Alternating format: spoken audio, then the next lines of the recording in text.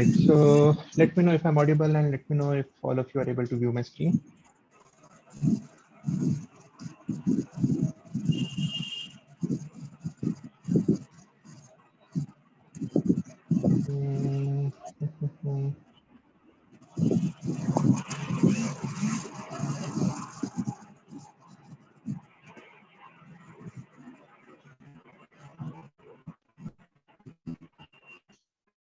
Okay, is the audio volume fine now? Yeah, it's fine. All right. Okay, someone is saying no in the chat, so you can increase if it's possible. Yeah, I just increased it. So it should be fine now. If it's still not fine, let me know. I'll increase it further.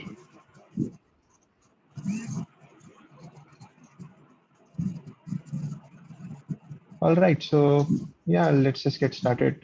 I hope audio is fine for everyone now. All right. Cool. So we will be studying about HTML today.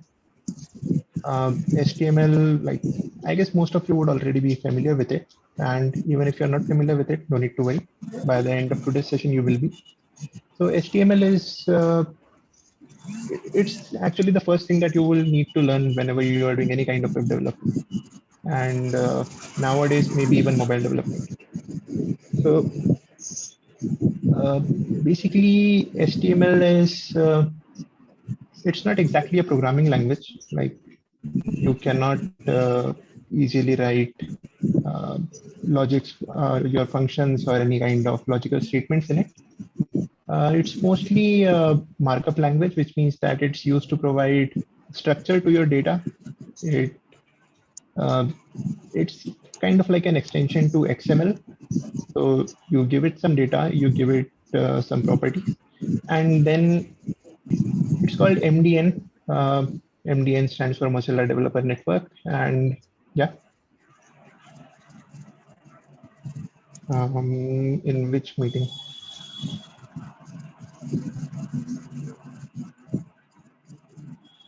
Where am I not audible? Hello? Hello, hello, hello. No, you are audible. Someone said that I'm not audible. Might be some network glitch. Okay, okay, fine. So yeah, I was talking about MDN. So this would be like, consider this your single source of truth for everything related to HTML, CSS, or JavaScript. This is your best resource to know everything that is to know about HTML. And you will be getting the links to all of these resources later on. Right now, just make sure that after the sessions, after every day session, check out the relevant MDN pages. You would get to know all of the details, all of the additional details that we cannot cover in the session due to time constraints. And even for future reference, like you can always feel free to just check out MDN. You will get everything that you need to know. Now, so in order to write code, you would need some kind of an editor. You have multiple options. If you want, you can simply use Notepad as well. But if you want a more advanced editor, you basically have three popular options. They are VS Code, they are Atom, and Sublime Text. Now it's up to you. You can use whichever one you want. All of these offer more or less the similar features with a different UI. And it's up to you. You can choose whichever one of these. Anyone would be fine. I personally use Visual Studio Code, and throughout this bootcamp series, we will be using VS Code itself. We will not really be using Atom or Sublime. So yeah, make sure that you download VS Code. It's available for all the three major platforms, Windows, Mac, Linux. And once you've downloaded it, make sure that you install the relevant extensions for HTML and JavaScript. All right, so yeah, let's just get started with HTML now. Let me get rid of this and get rid of this. So this is a website called codesandbox.io, and feel free to use it for any kind of practice or any kind of learning that you want to do. It gives you an editor, and it also gives you a preview of your web page right over here. So when you start a new code sandbox, you will have a few options. Like you don't really even need to sign into it. You can just create it. Now you will have not just a few, you will have a lot of options. So over here, just select vanilla. Vanilla JS is your standard plain JS without anything else. Once we progress on with this bootcamp, you can then move on to React. Or if you want to learn something else, you can move on to the other options as well. Right now, I have chosen vanilla JS. And once you start, this is how you will get Code Sandbox.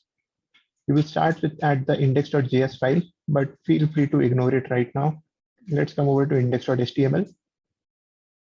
And I've cleaned it up a bit to just keep the very basic building blocks over here. All right, so let's start at the first line. I mean, if you have not used or seen HTML before, this may not be as intuitive to you. But for those that have had some experience with it, this would be like pretty simple. Even if you have not seen it, don't worry, we'll be going over everything in detail today. And yeah, so feel free to raise any queries that you have in the chat on Zoom, like not on Discord right now. I'm also on Discord, but yeah, so I'm on Discord, and if there are any questions or any queries that you have after the sessions, then yeah, I'll be available on Discord. Feel free to send me a message over there. All right, so we start with the first line. This line, it basically, it is used to give the, like to tell the browser which version of HTML you are using. Now, when you write this, is someone saying something?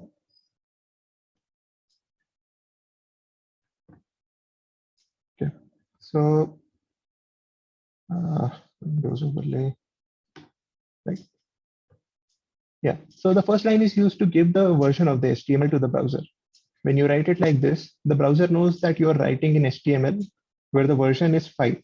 So this code over here is HTML5. Now, before this, we did have HTML4, and there are a few differences between the two of them. But for now, you can just ignore HTML4. You can focus on HTML5 itself. It's what is being used right now, and that's all you need to know.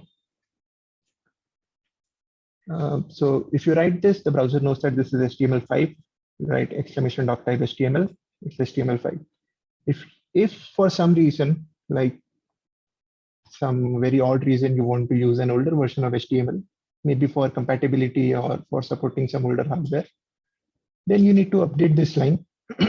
And over here, you need to add some keywords for version 4 of HTML. Depending on which specific version you want to use, there are multiple available options. You can choose whichever one you want. Now, let's just get rid of this for a second. So you see these angular brackets. Anything that's written within this is known as a tag over here. This is the HTML tag. And you'll notice that all of these are in pairs, or at least most of these are in pairs. So you have an opening tag and then you have a closing tag. So HTML starts over here, it ends over here. And then within this starting and within the closing, you can add whatever you want. So HTML, the HTML tag, it represents your root element, the page, the document that you are viewing. Within this, we can add multiple tags. What we have over here right now is the body tag. The body is it's the body. It's what is being shown inside on your page. You can also add a head.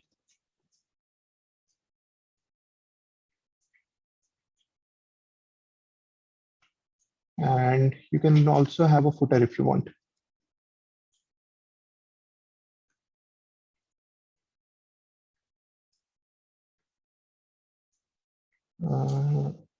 Yeah. And inside of the head, inside of the footer, you can also add some other things. Hello, head.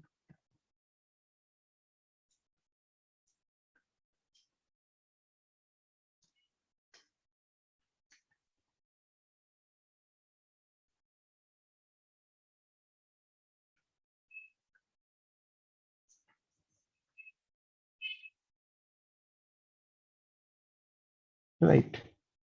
So, like, it should be pretty like explicitly visible over here.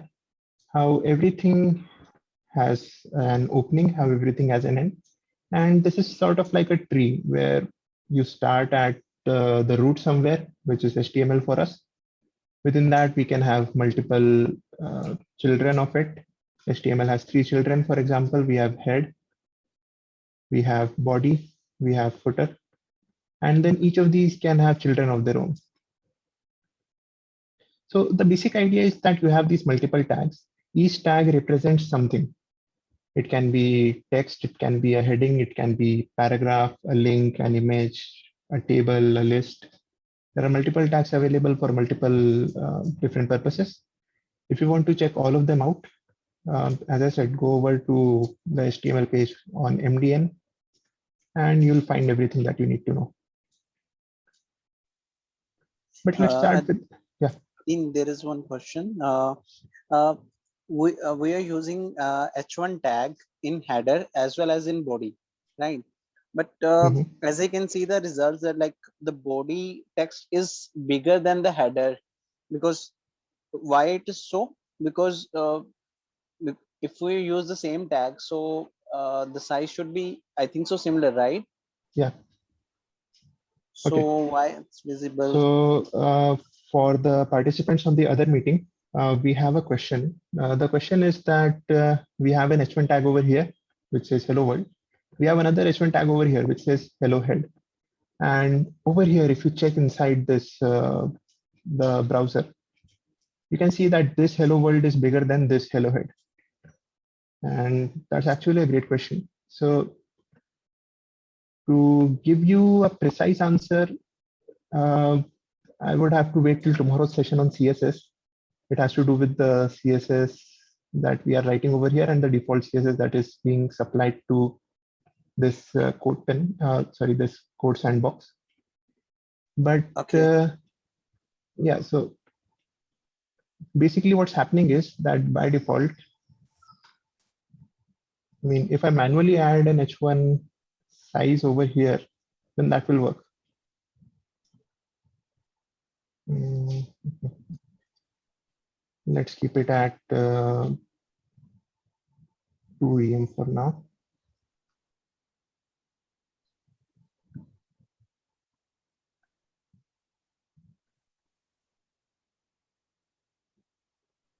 And let's make it important.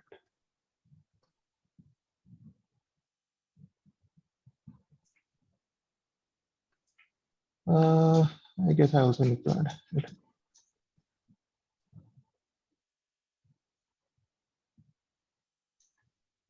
And maybe get rid of this. Still not same? Yeah, all right. So it's still not same. In that case, like it may also happen with you in the real world. One of the best ways to do that, because a lot of the times you will be importing CSS, especially CSS from multiple different sources. Right? Okay. So in that case, it may happen that one of the CSS is overriding something else. The best ways to deal with that is to actually right click on it and inspect it. But there's an issue, right? So I'm actually inspecting my entire browser instead of this small browser. Let me check if it's possible to inspect this.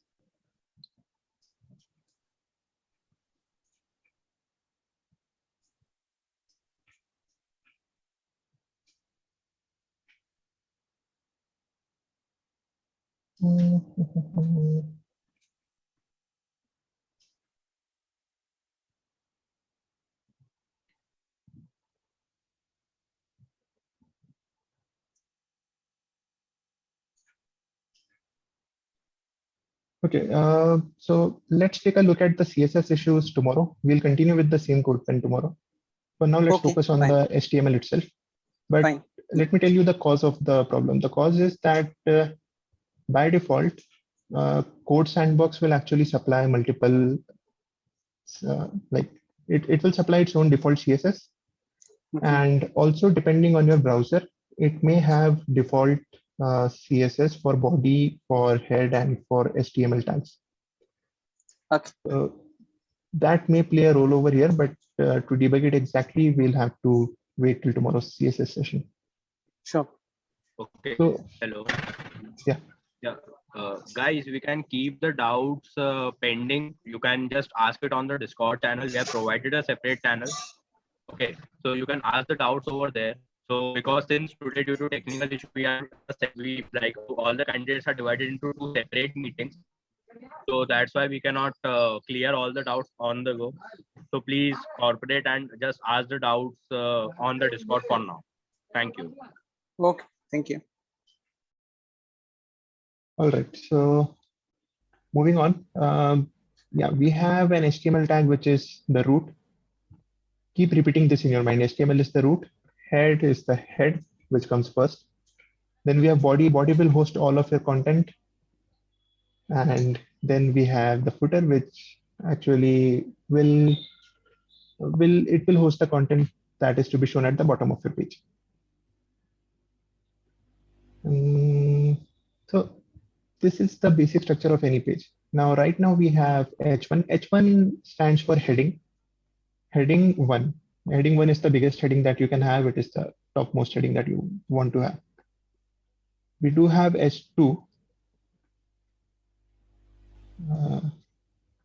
Yeah. H2. And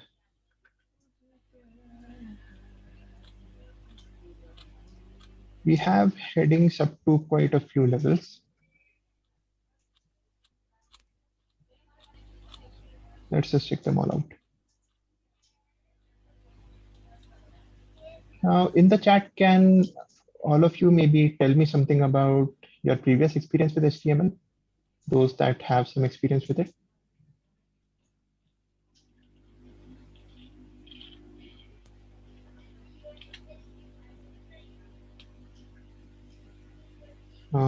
So feel free to add it in the chat if you have some previous experience with HTML, or if you have any questions, we'll address them at the last and also on Discord. Meanwhile, let's take a look at H7. Sorry, heading. So we have different headings. As you can see, H1 is the biggest. Then we have H2, which is smaller than H1. H3, which is even smaller. H4 is smaller than that. Then we have H5 and H6. We have it till H6. After that, if you see, it's not really a heading, it's a normal text. And it's not really doing anything. It's just showing you the text as it is. Because H7 and H8, they don't really exist. And it's kind of a good thing as well as a really bad thing about HTML, that you don't really ever see any error messages. No matter what you give it to it, it will always render something, or it won't render it. But you won't really be seeing error messages with HTML. Like, even if I don't close my body, you will see something, right? But you won't get an error messages.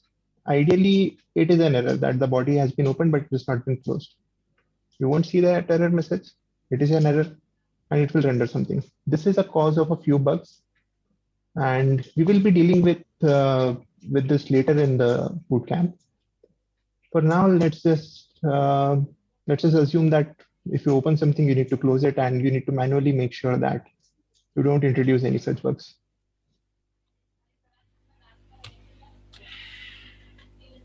So we covered HTML, which is the root. Let me quickly just check the chat. We do have a few messages. Okay. Okay, quite a few people have a bit of experience with HTML. That's good to know. Good to know. So in that case, all of you that do have some experience with HTML, feel free to help out your friends, your classmates, your uh, college mates, and yeah, let's ensure that everyone learns collaboratively over here. Right. So H7, H8, they don't exist, but we still got an output. But let's get rid of those for now. So we have headings till from H1 to H6. H1 is the biggest, H6 is the smallest.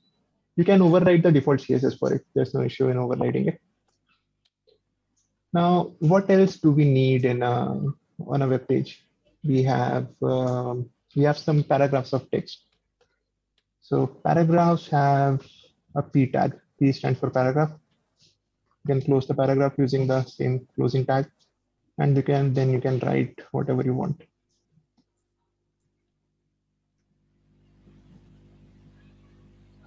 Right, this is a paragraph. Let me copy it a few times just to.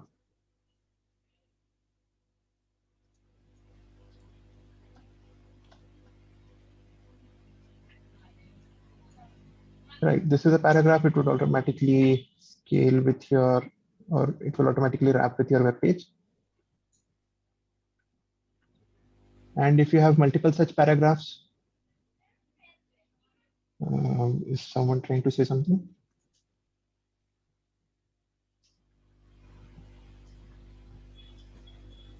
Hello.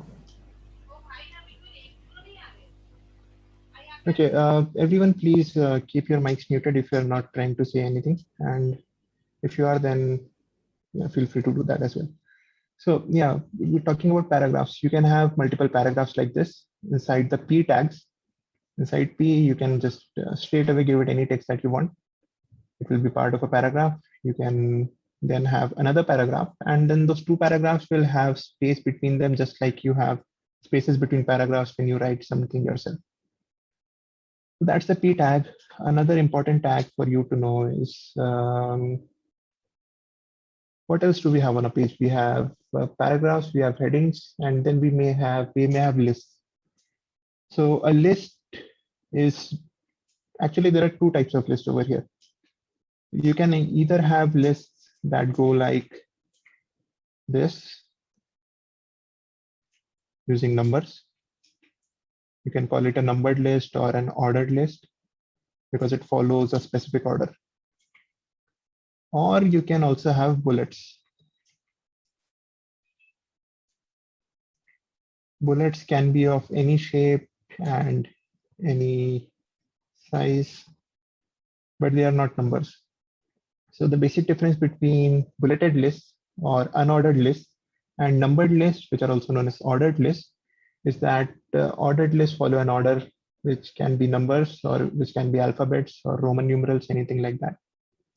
And bulleted lists don't have that. They have a bullet which is just rendered before the text that you want. And for these two different types of lists, we have two different tags in HTML. And it's very easy to remember. An unordered list is an unordered which starts with a U and list which starts with an L, UL. Remember, if you start something, you need to close it. And an ordered list is similarly starts with an O, ordered, and L for list. And then you need to close it as well. Now yeah, sure.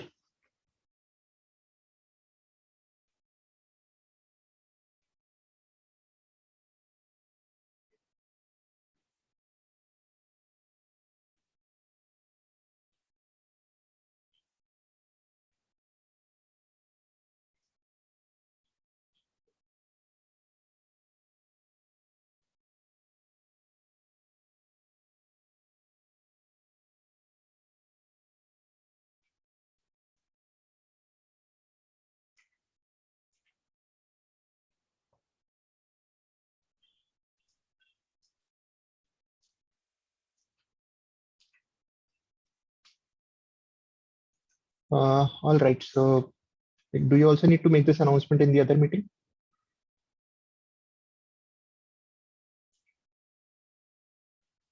Okay, so everyone who did not get the announcement right now, we have an announcement for you. It's that at almost at the midway point of this session, we will be sharing a code with you. All of you that are attending this meeting need to copy that code, need to write it down somewhere, and then that code will be used for your attendance. So whenever I share the code, please ensure that you write it down. All right, continuing, we have an unordered list and we have an ordered list.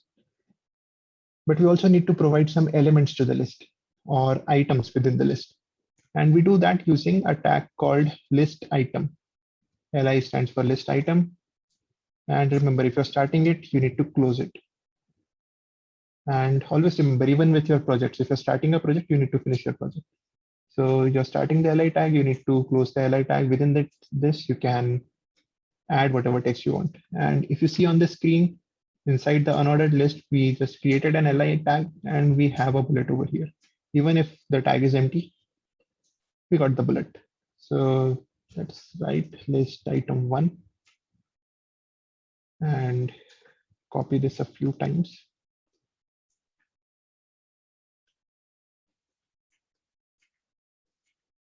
Right, so this is how you create list of items. And this was an unordered list, just bullets. We have ordered lists as well. And the process is similar. Inside of ordered list as well, you just need to add your LI tags.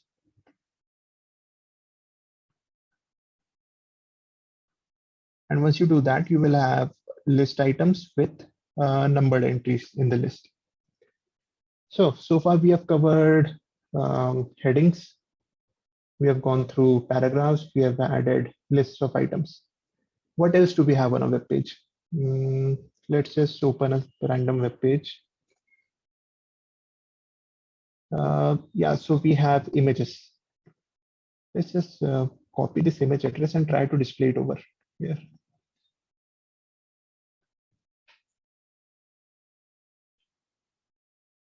And remember, whatever tags you learned today, they are just a small subset of all the available tags that you have. There are a lot of available tags. Make sure that you do check out this website, MDN HTML, and you will get introduced to a lot of tags. So inside of this, if you go to HTML element reference, you will have all of these elements that are actually available for you to use. Now it's practically impossible to cover all of them, and you will not really be using all of them, but they exist and it's good to know about them. So let's try to display an image over here. And with image, I will also be introducing two new concepts.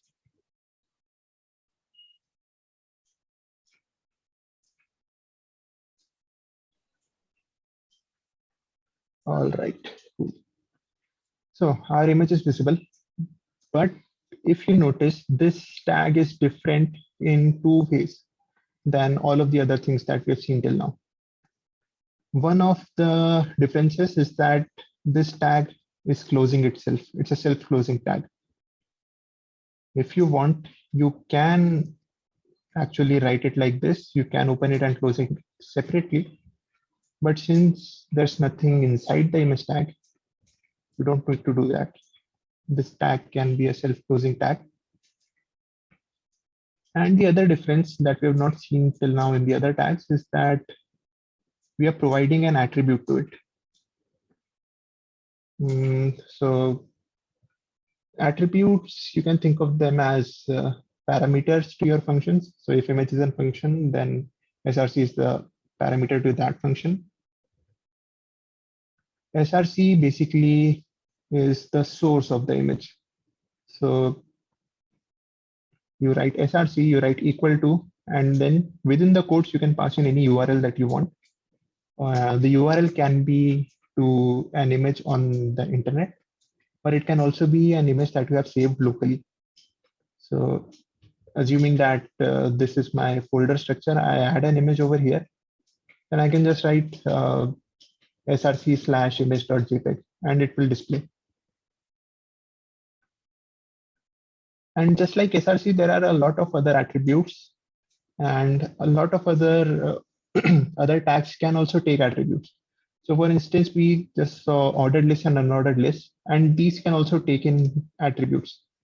For example, almost every tag that you see can take a style attribute, wherein you can pass your CSS styles. And it can also take an ID attribute, which is used to identify an item. So these are some common attributes that most of the tags can take. And then there are some specific attributes like SRC, which only image can take, and a few others as well. But SRC is not applicable for everything. It's applicable mostly for images and a few other in a few other cases.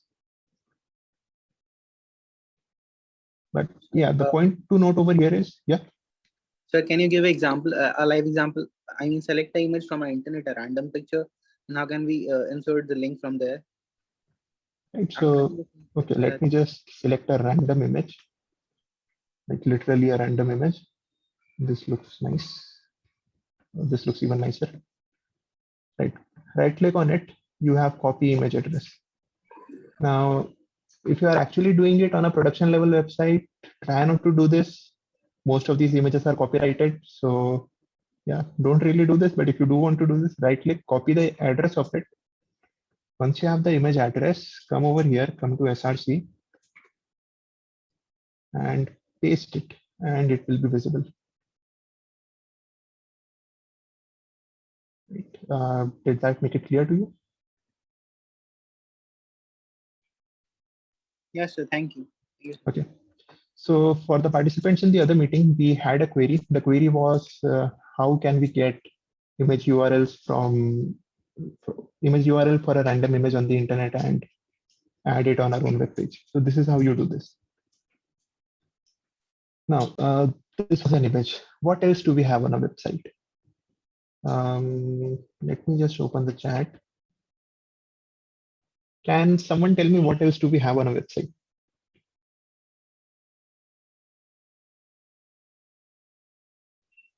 Apart from images, apart from lists, yeah, we can have links, we can have forms. Logo is just another kind of an image, so not really a different thing. So we do have links. Let's talk about links.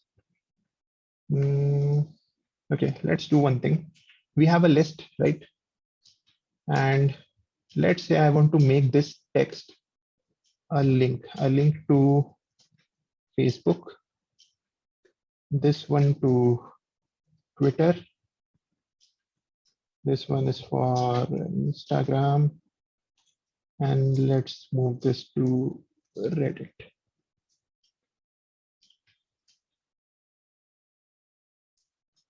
All right. Now, just by writing the text, like nothing is going to happen, and I hope no one assumes that anything is going to happen. You actually need to provide the URL for it. And the way to do that is using an anchor tag. So you open the A tag or the anchor tag, you close it, and then let me save it. And nothing happens right now. Now, let me add an href attribute to it. Href stands for hypertext reference, if I recall correctly. And over here, you can provide the URL. Facebook.com. Right. And now you can see that this is a link. I can click on it and I will be redirected. But we cannot view it within this preview page. But it works.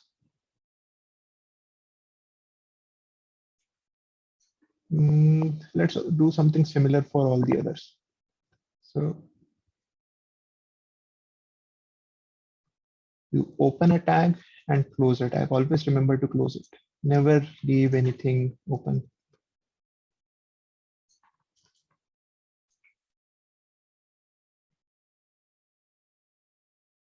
right? And then this will redirect to Twitter. It won't actually open, but you can say try to redirect, but then since we are using Code Sandbox, it blocked. It basically blocks all other URLs just in order to prevent people from abusing it. So yeah, we do have this page and we have it over here. So just in order to check links, let's do one thing. Instead of Code Sandbox, let's try to do it locally. So let's say you are starting a new project. You would be creating a new folder. Let's call it Bootcamp. Within this folder, I want to add a new file, a new text document, which I'll be calling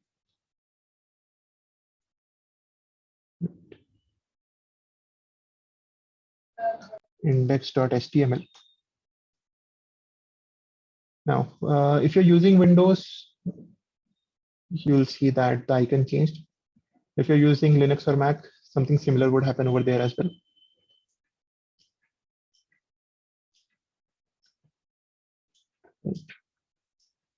So once you've made it, like once you've changed the extension, you won't be directly able to open this file in an editor, in a notepad. If you double click on it, by default, it would go to your browser. So yeah, I want to use one. Right, you double click on it, you would be redirected to an empty page. So instead, what you'll need to do is you will have to right click, you will have to click on open with, and you will have to select your editor. In my case, I have Visual Studio Code. You can use Atom, you can use Sublime, you can use brackets, you can use Notepad, you can use anything that you want.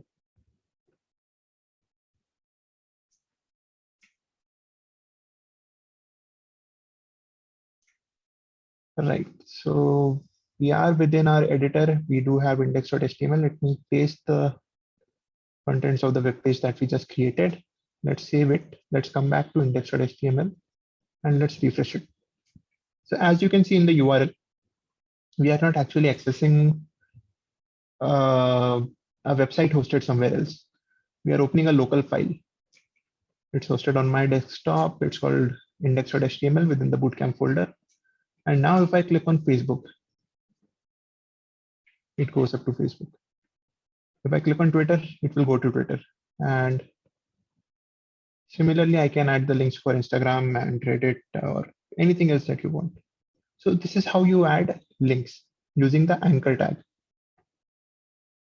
And href will contain the actual link wherever you want to be redirected. But instead of redirecting to another page, what if you want to redirect it to a section within your own page? In that case, you can use the ID to do that. So let's say whenever I click on this image, like instead of Instagram, whenever I click on Instagram, I want to view this image. I want to be scrolled down to this image. What I will do is I'll come over to the image tag. I'll add an ID over here. The ID will be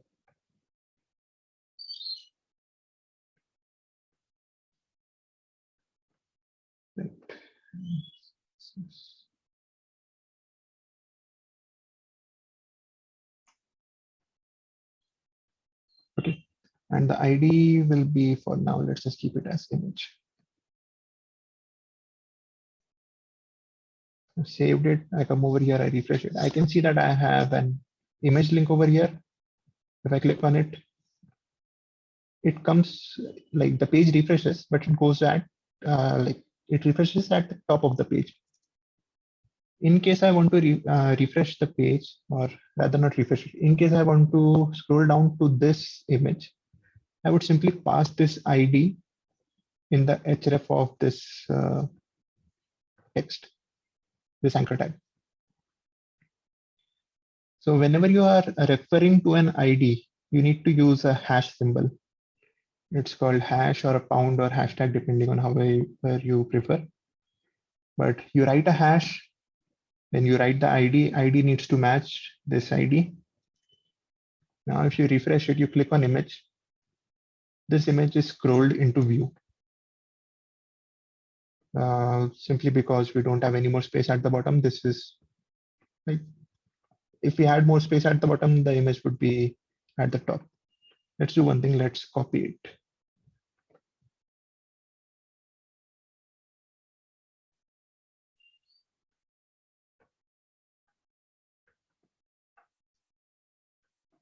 Let's move it at the top. Right, let's refresh the page. Now, if I click on image, the browser will move to the point wherever this image starts. And you can see the URL will change to something like this, index.html, and then it moves on to wherever we find the ID image.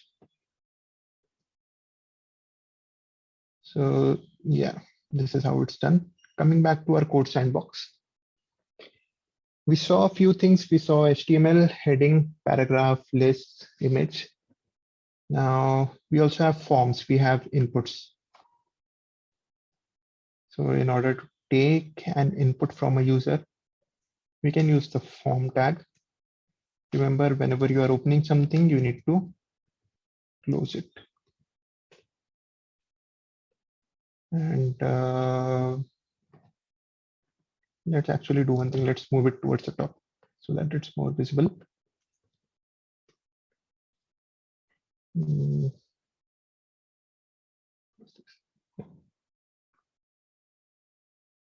Now, this is a form, but a form in itself doesn't really do anything for us, just like the UL tag. You need to add some content to the form, some fields to the form. And to take an input from a user, you use the input tag. So you use input, and then there are multiple different types of input available. Let's just go with the text input. Type text. And let's just close it at, yeah. This is an input. And I can type anything that I want over here. Now, type for like the type over here is the attribute, just like href. And this tells the input that this input is of type text. If I want, I can change it to button, and then this will be a button input. And it's actually a button. It's not really visible right now. We also need to provide some text to the button. But let's focus on the text input for now. So we have a text input, but I don't really know what I need to write inside this text input. So in order to do that, we can use another attribute called a placeholder.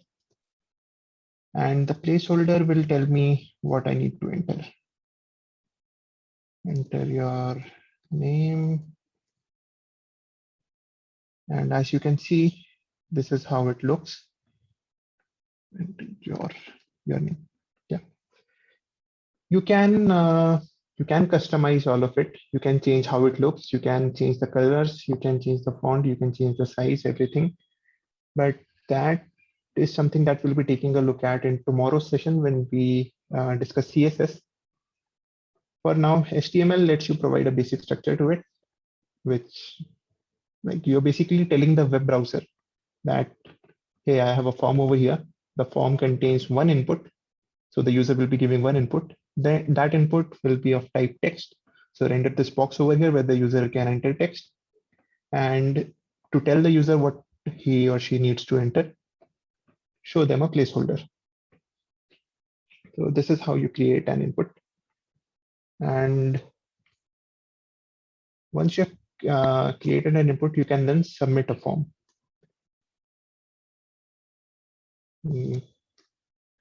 So we have an input of type submit.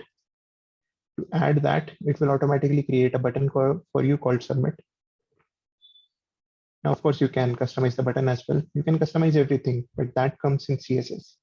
For now, we are right now learning how to create the things. How to customize it is a part of CSS. Think of it as the skeleton for your page. This is the skeleton. Then you add flesh to it, you add all the organs to it, and you make it look good using CSS. And then all of the flesh and organs are made functional using JavaScript. Right, so I can add my name, I can click on submit. And if you saw for a second over there, the page actually tried to do something. I'll click on submit. So it did take the input, but right now we have not told it what to do with the input. There are multiple things that can be done with an input, and you usually define them using this action attribute. We'll be taking more look at it once we study JavaScript. For now, let's just assume that you can take in any input that you want. And using this form, you can send it to JavaScript to do some processing with it. Cool. So we have input, we have buttons. What else do we have on a web page?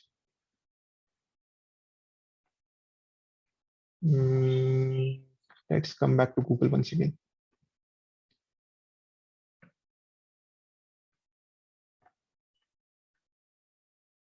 Right. I guess we covered most of the common things that we needed to cover. So let's take a look at another important thing called a div. Now, a div is a very generic container. It's just a container, it's just a box. It doesn't really have a specific purpose. It doesn't really do anything specific for you. It's just a container for things. And you can use divs to contain your other things. Yeah.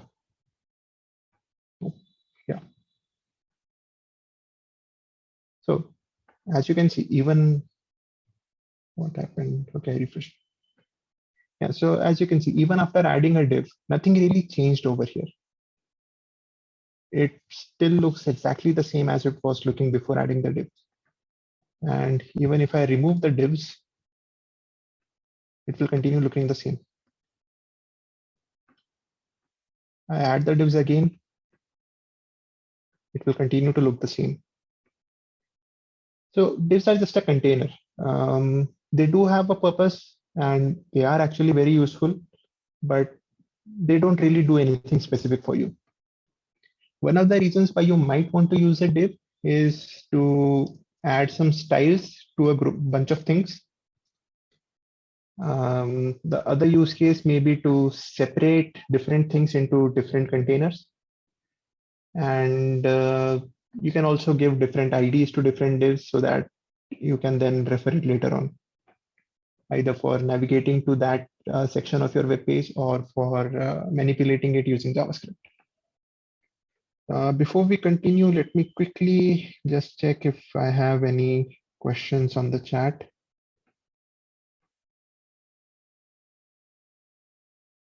Can I provide the source code? Yeah, so actually the source code is visible at this link. And yeah, you will get it. I will share it with all of you. How can we change the text color of the link as it is blue by default? Okay. So as I said, to change the text color, you will have to use CSS. And I mean, to quickly just show you how useful CSS is, I will change the text color, or at least try to change it. Let me just give you a brief introduction to it. So right now we are selecting the anchor tag, and within the anchor we want the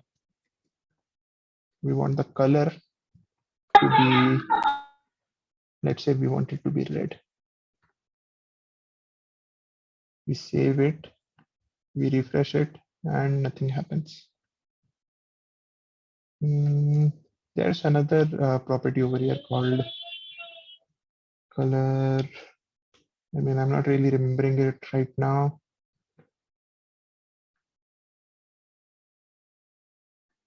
So whenever there's something that you don't really remember, you need to come over to this MDN site.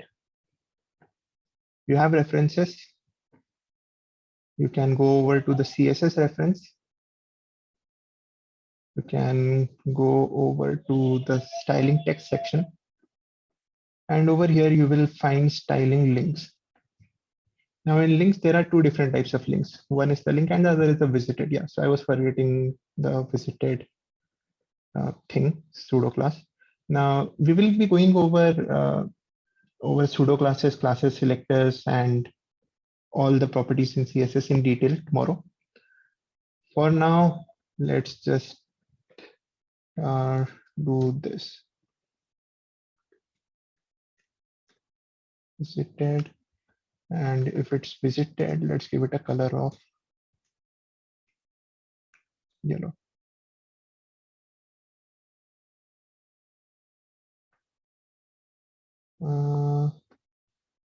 Okay, and we need to import the CSS. I think it's done over here. Import styles.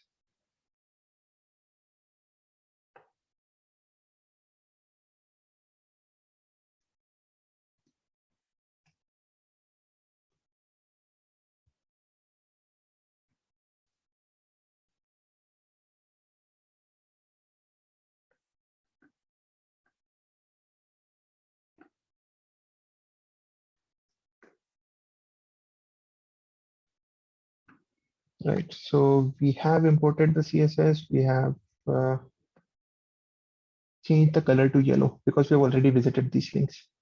In case I add a new link, which I have not already visited, you will find that it's actually colored in red.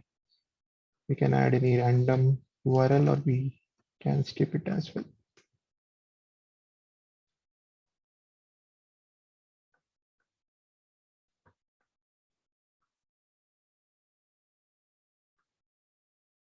Right, so if you have not visited, right, by default, we'll show the red color. If you have already visited it, we'll show the yellow color. Don't worry if it's not really clear to you right now. We will be going over this tomorrow. For now, just assume that it works. All right. How we imported the CSS. So we imported the CSS using JavaScript over here, using the import keyword. And then we imported the JavaScript file in our HTML.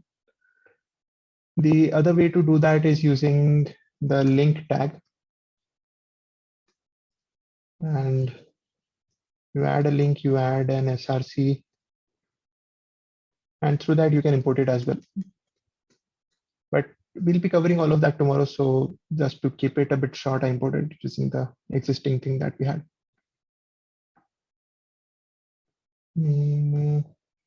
All right.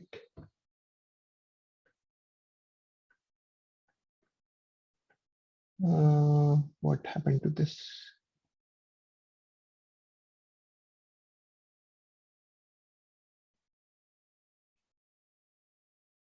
Looks like I'm forgetting something over here.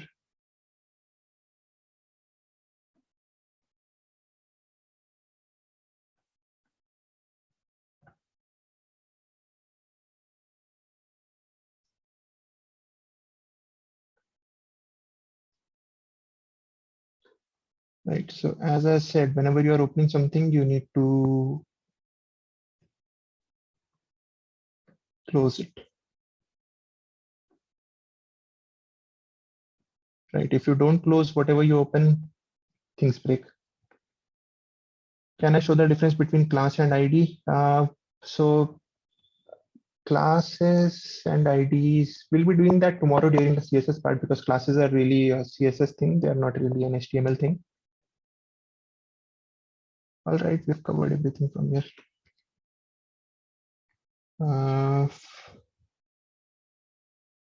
Okay, we do have a question from the other chat. It says why we didn't use internal CSS here.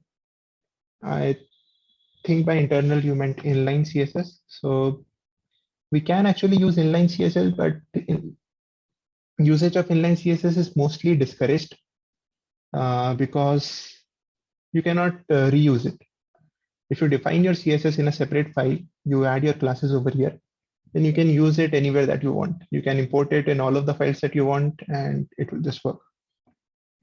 If you write a CSS, let's say you write some style over here, then it's just over here. It's not at any other place. You cannot reuse it. You cannot import it. So which is why we tend to avoid using inline CSS. And that's a good practice to follow. All right. So yeah, let me just share the code with you for today's event. So you will need to write down this code. This will help you in getting your attendance for today. This is the code. Make sure you write it down. You have 15 seconds to note it down.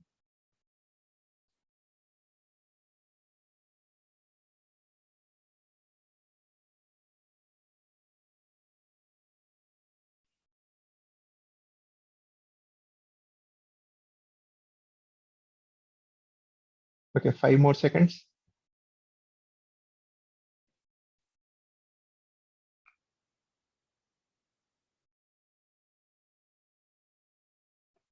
All right.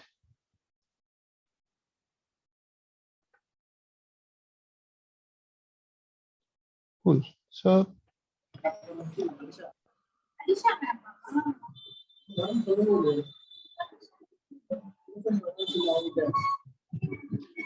all right. Yeah, I think we have covered most of the basic things that you will be needing in while building something using HTML. We saw what the root tag is. That is the HTML tag. If someone is trying to say something, please go forward. Otherwise, please mute yourself.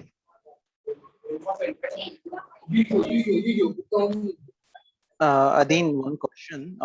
Yeah. It's not related to HTML. It's related to the code that you shared. What is the purpose of that code? Is it required to put somewhere else, or that code is to be used I'll just for your explain how. attendance? Yeah, we'll be floating out an attendance form on our Discord channel and on your mails if we are trying.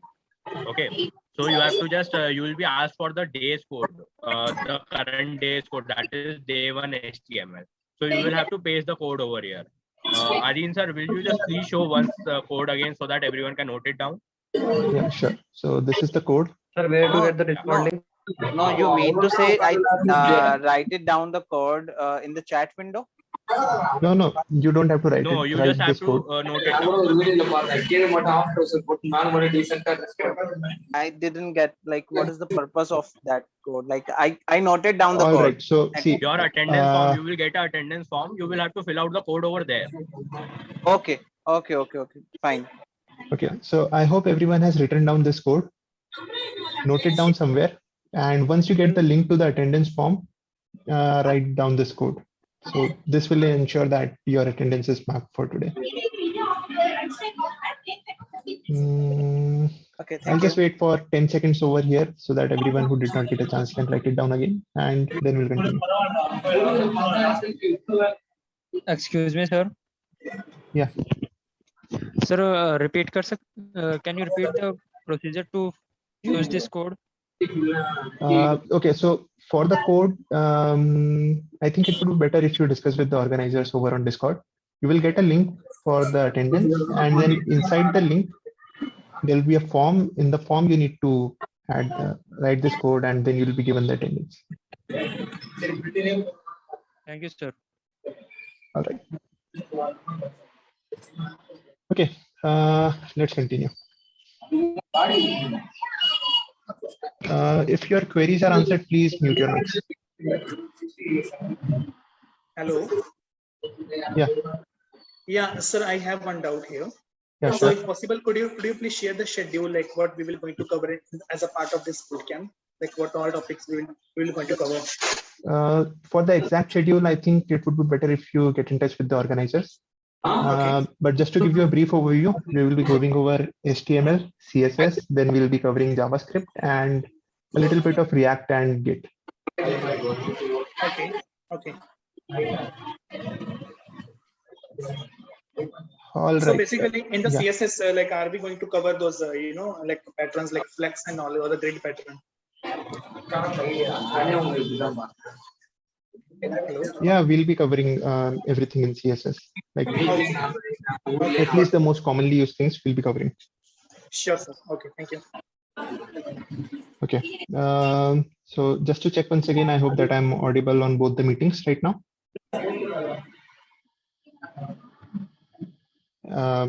Am I audible and is my screen visible on both the meetings? Can someone Yes. please confirm? Yes. Yes. Okay, from the other meeting?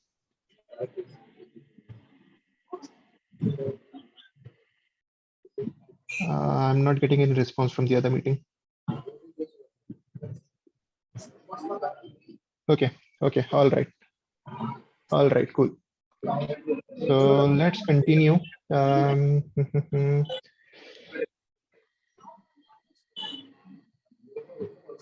Participants, can you like mute yourself if your queries are answered, please?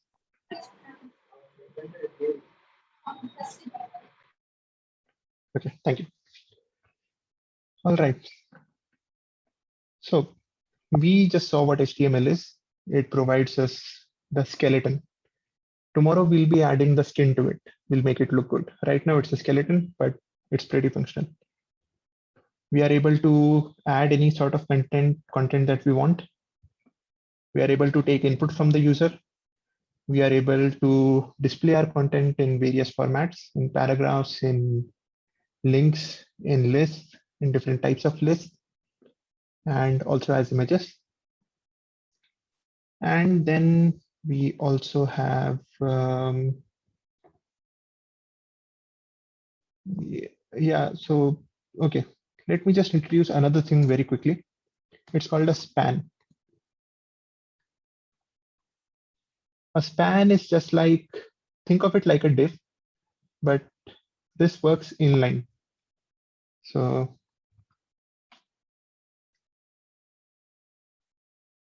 if you want to just add a small segment of text somewhere within the same line, you use a span. And just to illustrate the difference between a div and a span, I'll be showing you, I'll be adding some text, and then text, and then span and span.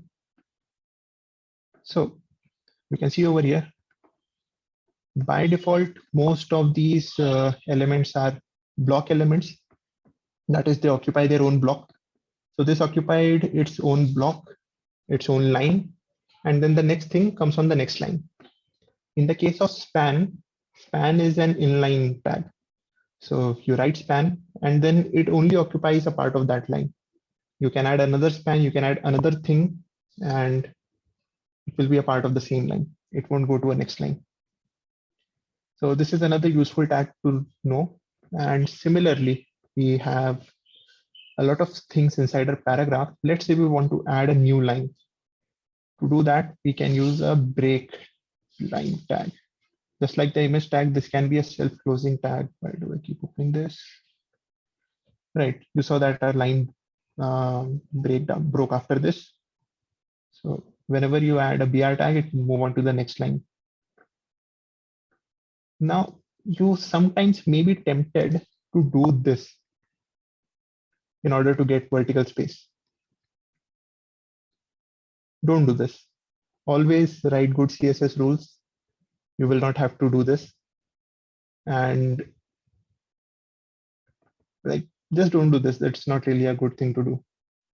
It's easier if you add a single CSS rule. It's easier to manage. It's more maintainable in the future. So avoid chaining break lines and yeah, use something else for vertical spacing. All right, so we covered BR tag, we covered span tag, and with this, we have covered all of the basic tags that you need to know, that you absolutely need to know in order to get started with it. And yeah, that's it for HTML. There are a lot more tags, there are a lot more attributes available to you. In order to get all of that, come over here to MDN. Inside MDN, go to go to references. Inside references, scroll down, come to HTML. And here you'll find everything that you need to know. Right.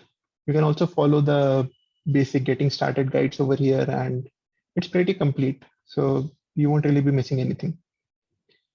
Remember, there are a lot of tags. Try not to memorize all of them. It's not really required. Just keep practicing, keep building things, and soon the most commonly used tags will be memorized by you automatically. You don't really need to put in any effort. And the other tags that you won't be using much often, it's fine to not memorize them. It's fine to go to Google, search it up, find how to do it. And it's fine if you don't know it right away. You can always look things up. So make sure that you follow that. All right, we do have a final few minutes, and let me just address the questions if we have any. Adin, one question. Yeah.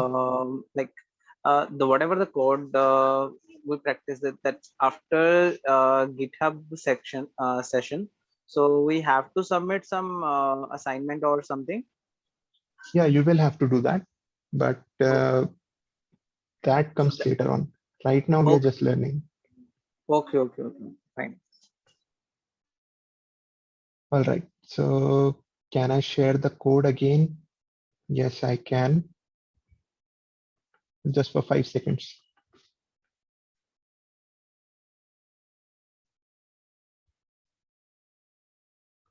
All right.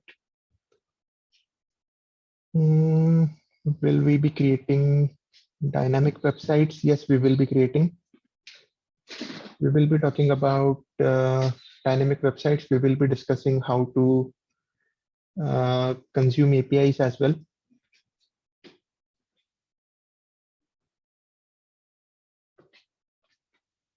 Okay, the duration of sessions would be around an hour. So the same as today. All right, I guess that covers it up. I'll be on Discord, so if you do have any other questions, feel free to drop them over there. And like, if you can add me to that events channel on Discord. I currently don't have access to that channel. I don't have that. You need to ask that to your organizers for the event. All right. Yeah, I guess that's it for today. Thank you, everyone. And make sure that once this session is over, you go to this website, MDN, check out HTML, and at least read about the commonly available tags, the common use cases. And yeah, try to build something on your own. It's not necessary to build something big. It's not necessary to build something that you can actually use in real life, but just build anything that you want. It can be anything. It can just be a simple website showing